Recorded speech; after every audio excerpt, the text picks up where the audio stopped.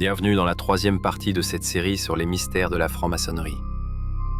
Dans la précédente vidéo, un homme très bien placé nous révélait quelque chose d'inimaginable. Et si les francs-maçons vénéreraient une entité païenne nommée Jabulon, aussi appelé Baal, le porteur de lumière. Un être ancien, sombre, très loin de l'image philosophique et humaniste que l'organisation renvoie au public. Mais alors, quel est leur véritable plan? Que cherchent-ils réellement à construire derrière leurs rites anciens et acceptés, leurs symboles et leurs serments?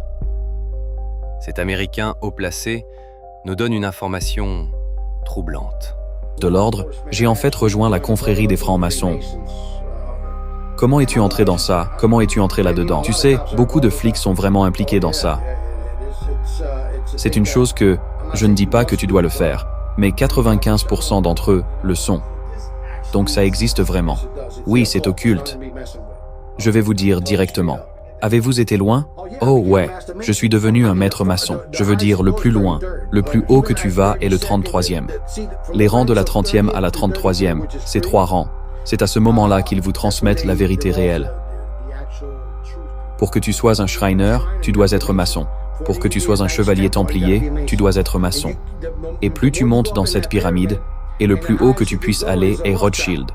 Ils sont les plus élevés des plus élevés. Vraiment. Ouais, ils sont les enfants sataniques de Satan. Waouh. Ils sont assis sur la table, et ils ont une chaise spéciale pour Satan juste là, et il vient et parle à ses membres de la famille. Incroyable que les Américains ne réalisent pas que des groupes d'hommes se rencontrent en secret et prennent des serments de sang stipulant qu'ils peuvent être ouverts et que leur cœur arraché de leur corps et leurs entrailles répandues sur le sol s'ils osent parler du secret. Ce n'est pas une fraternité bienveillante. C'est un dangereux groupe d'hommes. Les hommes forts ne jouent pas à des jeux comme ça. Ils sont sérieux. Ces hommes qui mettent en place le nouvel ordre mondial, ils ne croient pas au Dieu de la Bible. Ils croient au Dieu de la lumière, Lucifer, l'ange de lumière, qui a été précipité sur terre et est devenu le Seigneur du monde. C'est leur Dieu.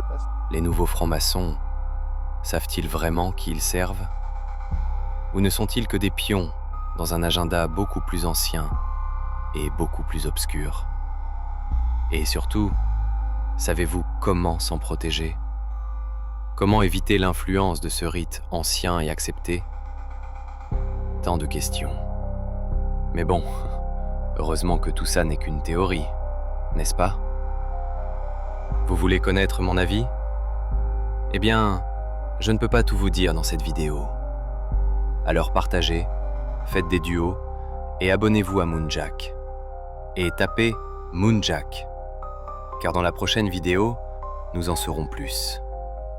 Et souvenez-vous, la vérité est souvent plus sombre que vous ne le croyez.